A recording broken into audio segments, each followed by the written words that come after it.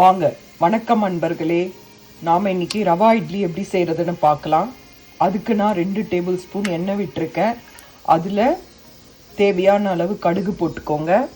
இங்கே பாருங்கள், கடலைப்பருப்பு 1 டீஸ்பூன், உளுத்தம்பருப்பு 1 டீஸ்பூன், முந்திரி ஒரு 10 முந்திரியை பிடிச்சி போட்டிருக்கேன். இது அப்படியே இதில் போடுங்க. போட்டு நல்லா ஃப்ரை பண்ணிக்கோங்க. இதில் நல்லா ஃப்ரை பண்ணிவிட்டு 1/4 டீஸ்பூன் பெருங்காயம் ஆட் பண்ணிக்கோங்க. ஒரு பச்சை மிளகா, ஒரு சின்ன துண்டு இஞ்சி, கறிவேப்பிலை போட்டு நல்லா வதக்கிக்கோங்க. நான் 1 கப் ரவை எடுத்திருக்கேன். அந்த 1 கப் ரவைக்கு 1.5 கப் தயிர் ப்ளஸ் தண்ணி விட்டு 2 டம்ளர் நம்ம அதை நல்லா கடைஞ்சி எடுத்துக்கலாம். கடைஞ்சி எடுத்த உடனே வாங்க பார்க்கலாம். இதில் நீங்கள் கறிவேப்பிலையும் ஆட் பண்ணிக்கோங்க. பாருங்கள்,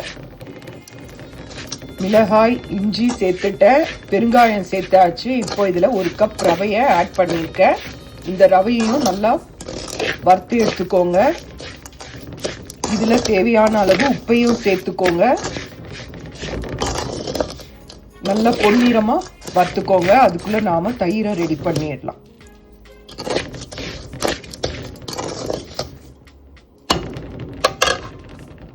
தேவையான அளவு உப்பு சேர்த்துக்கோங்க.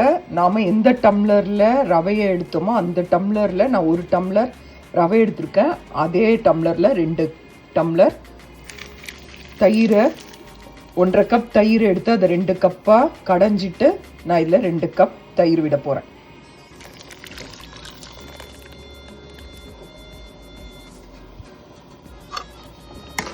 நல்லா கலந்துதுங்க. நல்லா கலந்திங்கன்னா ஒரு 15 நிமிஷம் பொறுத்து பார்த்தீங்கன்னா இது நல்லா ஊறி கெட்டியாயிடும். வாங்க, நான் இது ஊறின பிறகு உங்களுக்கு நான் காட்டுறேன். இப்போ பாருங்க, நல்லா ரவை அந்த மோரோட நல்லா மிக்ஸ் ஆயிடுச்சு. இந்த பதத்துக்கு தான் இருக்கணும், தண்ணியாக இருக்கக்கூடாது. இந்த மாதிரி ஊறின பிறகு கெட்டியாயிடும். இப்போ நாம் இதில் 1 சிட்டிகை சோட்டா மாவு போடலாம். போட்டிங்கன்னா இன்னும் நல்லா சாஃப்டாக இருக்கும். 1 சிட்டிகை சோட்டா மாவு போட்டு இதில் கொஞ்சம் 1 ஸ்பூன் தண்ணி விட்டு கரைச்சி இதில் விட்டுடுங்க. இப்போ சோட்டா மாவு கரைச்சி இதில் விட்டுட்டு நல்லா கலந்து கொடுத்துக்கோங்க. இப்போ நாம் இட்லி பானையில் இதை இட்லி தட்டில் வாத்துட்டு நாம் ஆவியில் உங்கள் வீட்டு இட்லி பானை எந்த அளவுக்கு வேகுமோ, எவ்வளோ நிமிஷம் வேகுமோ அந்த அளவுக்கு வேக வச்சு எடுத்துக்கோங்க. வாங்க, நான் இட்லி பானையில் விட்டுட்டு உங்களுக்கு காட்டுறேன். பாருங்க, இட்லி தட்டில் வாத்தாச்சு. நாம் இப்போ இதை இட்லி பானையில் வச்சிடலாம். பாருங்க, இட்லி பானையில் வச்சாச்சு. என்னோட இட்லி பானையில் 15 நிமிஷத்தில் ரெடி ஆகிடும். 2 தட்டு தான். நான் பெரிய குக்கர் வைக்க மாட்டேன். இதில் ஈஸியாக எனக்கு முடிஞ்சிடும். அதனால் 2 தட்டு தான். இதில் 10 இட்லி வரும் 1 கப்பு ரவைக்கு. இதுதான் கணக்கு. இதை நீங்கள் 15 மினிட்ஸ் கழிச்சுட்டு நான் உங்களுக்கு காட்டுறேன். இந்த மாதிரி பேனில் தான் நான் வச்சுருக்கேன். இதில் 15 மினிட்ஸில் எனக்கு ரெடி ஆகிடும்.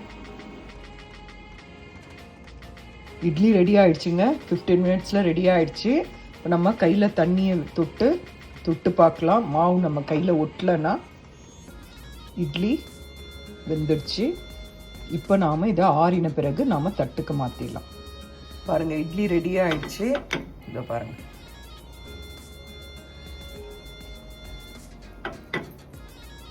செஞ்சு பாருங்கள், நல்லாயிருக்கும். நல்லா சாஃப்டாக நல்லாயிருக்கும். ரொம்ப அருமையாக இருக்கும். செஞ்சு பாருங்கள். சாப்பிட்டுட்டு உங்கள் வீடியோ பிடிச்சிருந்தால் லைக் பண்ணுங்கள். நன்றி, வணக்கம்.